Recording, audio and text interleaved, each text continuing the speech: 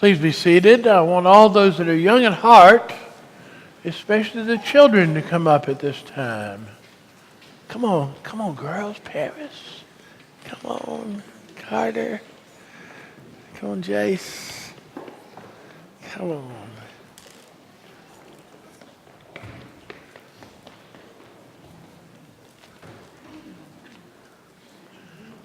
Come on up.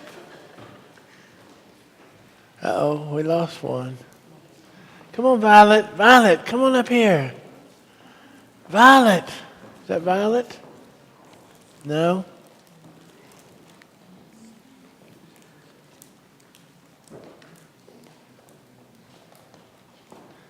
Who is that? Oh, who is that?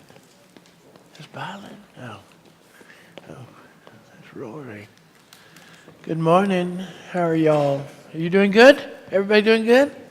Y'all are beautiful, aren't you? Aren't they beautiful? Yeah. It's great to see you. Have y'all ever gotten a letter? Anybody mail you a letter? Who's gotten a letter before? No, not many people get letters anymore, do they? No, people don't write letters. Your letter told you something, right?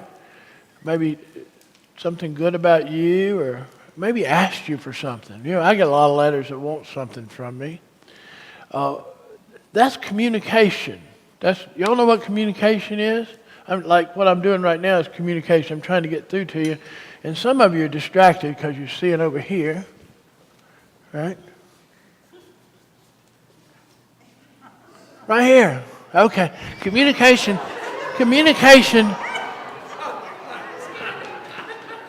Oh, I scared Nora. I'm sorry. Anyway, that's what happens. Something happens in communication, right? And we used to get letters all the time. But we don't get them hardly anymore. And because everybody sends emails, right? Or we get messages through the TV or something like that. Well, we got a letter this morning. Nora. Bring her over here to me, Katie. Katie, bring her over. One redhead to another. I can communicate redhead. This is, God loves you. Yeah. Okay.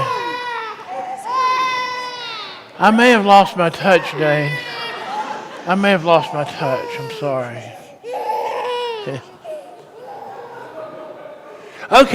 Okay, now we got a letter this morning. Look, it's addressed to you. St. Matthew's children. See it?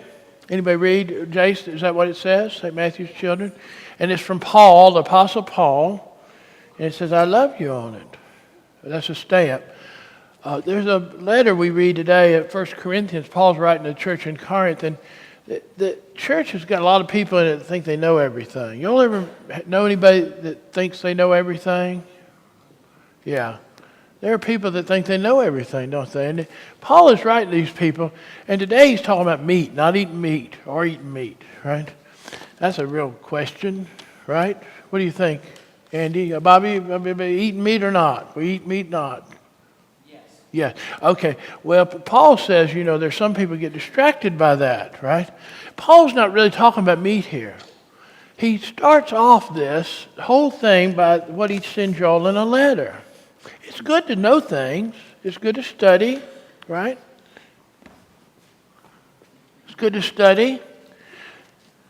But if you think you know everything, you don't. And what Paul's trying to interject here is that message that he sends us in the letter. It says, knowledge puffs up, love builds up. Y'all believe that? Love. Jesus is in the synagogue today, and in the story we read today, and he's teaching, and people are hearing him. They're hearing every word he says. They don't get distracted by anything. It's like they don't get distracted by one word that he says. And what he's really saying to them is love. It sounds like other words, but it's all about love. He cast out a demon today. Sometimes we get so wound up, we lose ourselves. And Jesus has the ability to penetrate that with love. So what's Jesus about? What's the essence of Jesus? Do you know? Love. Come on, I got you a stamp with a heart on it. I want you to remember that. Remember to love always. Y'all are all about love, aren't you? Okay, look, but the stamps are important, though, aren't they? Look, those are hearts. Well, doesn't even look like a heart on that one, does it? Let's see if I can't get a real heart here. Boom. Yeah, that's a heart, yeah. Yep, that's a good, look at that, love. It's all about love. Y'all know that?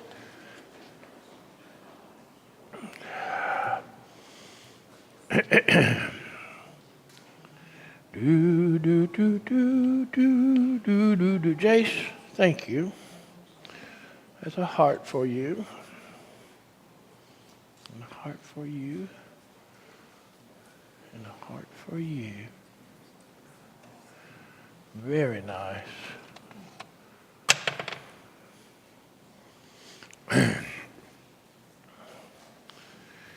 Father, make us the masters of ourselves that we might become the servants of others. Take our minds and think with them.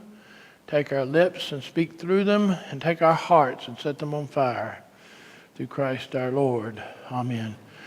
You know, y'all may not know this, but preaching sometimes is like walking on a tightrope and don't have a net, right? And I feel like that this morning. I'm going to try something with you, and it's so scary. I'm going to say something, so get ready. Here we go. Out, damn spot. Okay? Now, where did that take you? You know, because some people, will hear one word and it'll get them off, right? That's what preaching does sometimes. That word that took you off, what was it about it, right? Because that's a quote from Shakespeare's Macbeth. Macbeth is a story of tragedy about Macbeth and Lady Macbeth. And they decide to use evil to gain power. And they kill the king so that Macbeth can become the king. And once they do that, it just sets in motion one story after another of evil. And it gets inside their very soul. And in this story, Lady Macbeth can't sleep, or she sleeps, but she walks in her sleep. And they're watching her, the people that are serving her. And she goes, out, damn spot. And she's got a spot on her hand, she thinks. And it's King Duncan's blood. Why did he bleed so much? And the spot, she keeps rubbing it and washing it, and she can't get it out. But it's not about the spot at all. It's about something inside of her. And the voices just keep penetrating everything. And she can't hear anything but them. Over and over and over again, these voices. And they disable her. That happens to everyone. We all get distracted sometimes. Communication is very difficult because of the words that are going on inside of us that keep us from hearing things. In today's story from the Gospel of Mark, we hear that Jesus has gone into the synagogue. He went into the synagogue as a matter of his daily commitment to God. And he went into the synagogue and taught because that was something he was really good at. Well, where did he learn all this stuff, right? He had to get it from somewhere. And when he spoke, the people were amazed at what he said. He spoke as one with authority, they said. And Jesus amazed them because they'd heard lots of words in their visits to the synagogue, but never had they heard something that came to them so clearly. They heard every word, no distractions. And then one of the people in the gospel story comes and he's got a demon. We get demons inside of us sometimes. That's the story of Macbeth. Lady Macbeth had a demon. We don't think of them as such, but they are things that happen to us. Maybe, perhaps things that happened to us years ago. Perhaps yesterday, perhaps even before we were born, something happened in our family of origin that marked us forever. And every now and then something will happen and it'll trigger it. And we'll begin those old tapes and they'll go on and on and on. And no matter what anybody says to you, you're going to be okay. Things are going to get better. Trust in the Lord. All those good things that we say, it doesn't get through because of this great weight that we're carrying. Jesus knew that. And when he encountered this man with the demons, he told the demons to get out. And in Mark's gospel, it's the gospel of the Messianic secret. A lot of times, people that are with Jesus, that are walking with him every day, don't know who Jesus is. And Mark starts off his gospel. This is the Son of God. But the demons always know. They know who Jesus is because they're afraid. And the demon asks today, he says, what have you got to do with us? What have you got to do with us? Have you come to destroy us? I know you are the Holy One of God. What have you got to do with us? That's a good question. We ought to ask that question every day. Jesus, what do you have to do with us? Maybe things would change in our life if we did. You know, I have a minor in communication arts, which means I've got just enough knowledge to get me in trouble, right?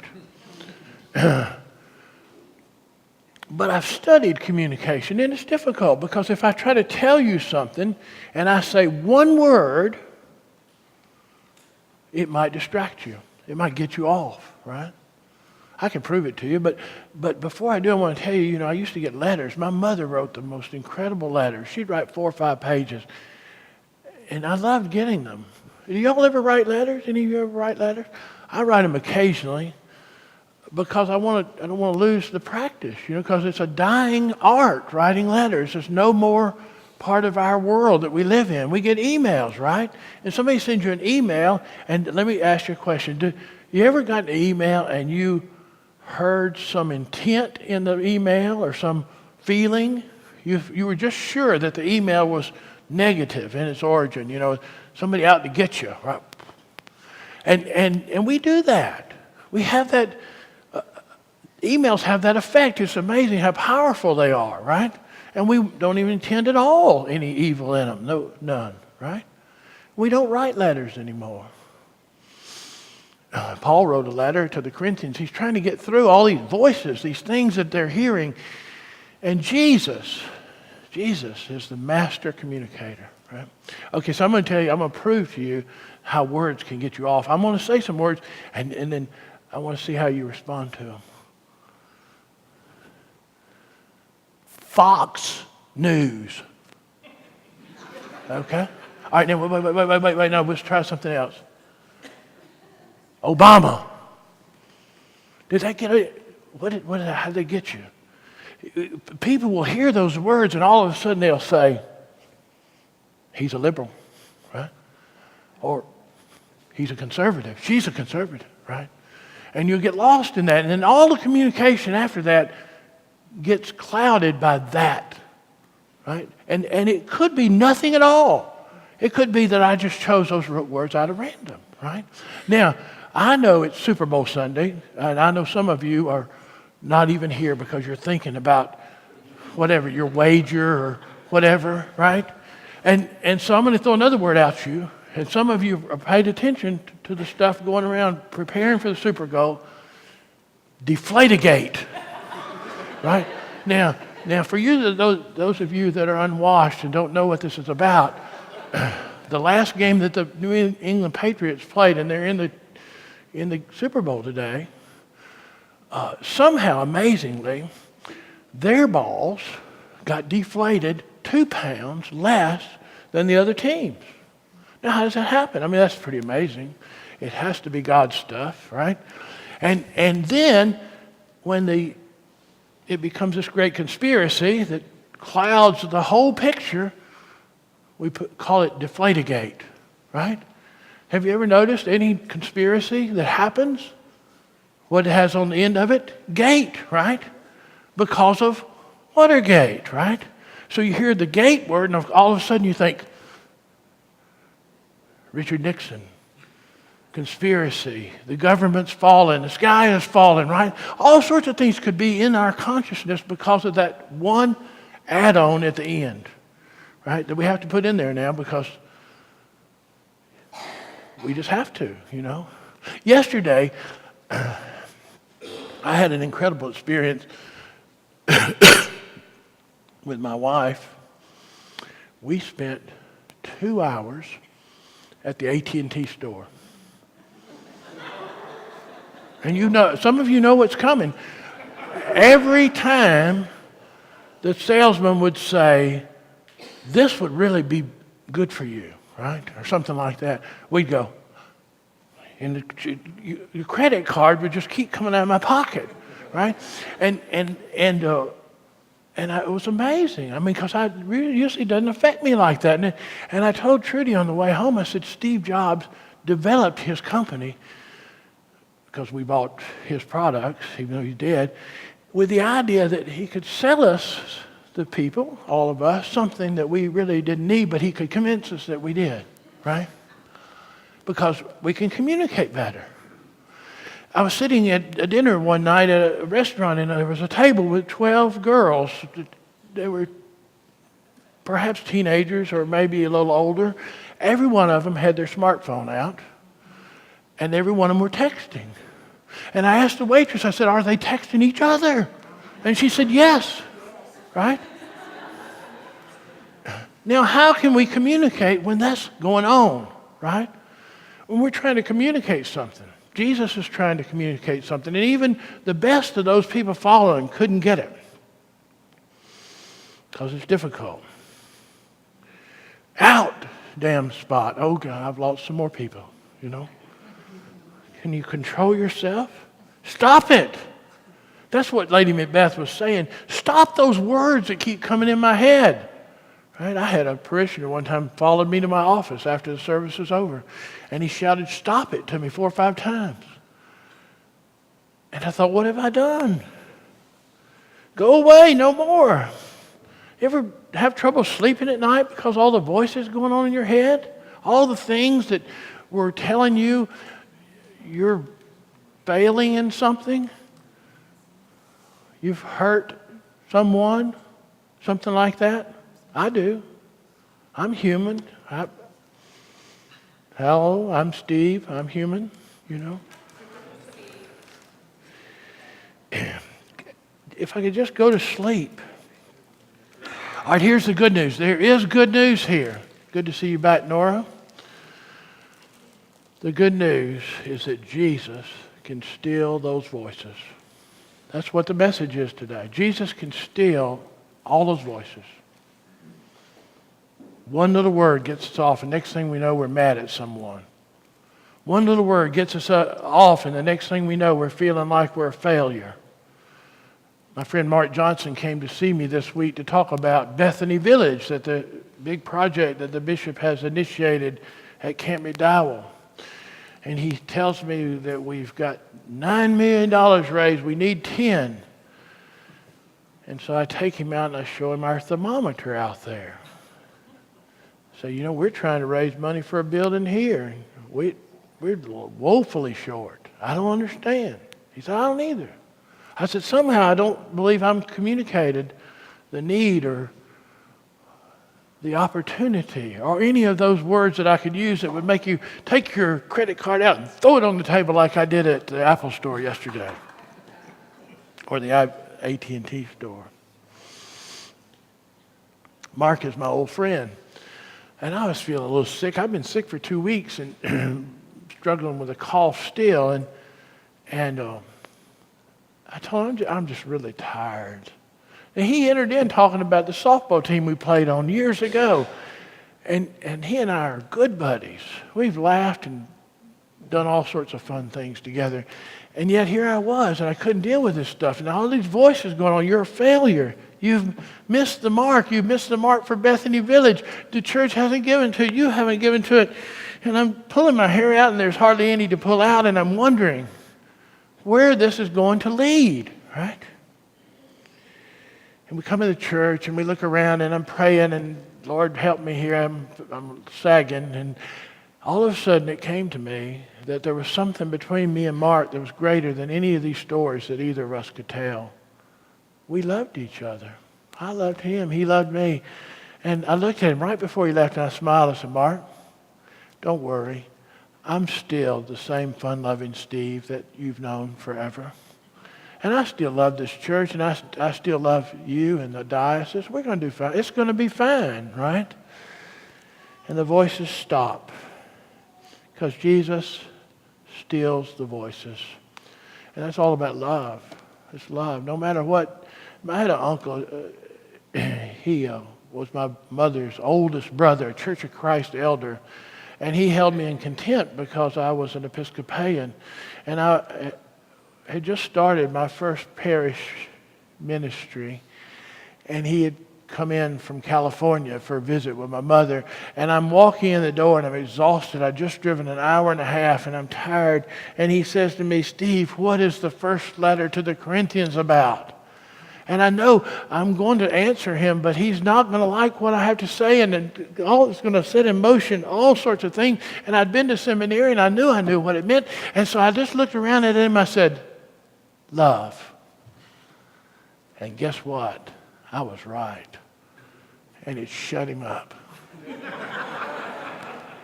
And I went and took a nap. No, that's important because I slept with no interruptions. None of those voices. Because the cutting edge of all of our lives is love. When you're feeling really dragged out, the world has been beating you up like nobody's business. And I know some of you here today have had that happen recently. It's hard to see God's presence in your life, isn't it? You're feeling like, why is this happening? I know that's been my day dealing with people asking that very question. And that's the wrong question. The question is, Jesus, what have you got to do with me? And the answer is always the same. Love. Find somebody to love. Love yourself. Love your church. Love those people that you have happenstance meetings with during the day. And don't get lost in words, because the Word became flesh and dwelt among us. And the Word is still with us today. And that Word is love. And it'll set you free. And that's good news. Those with the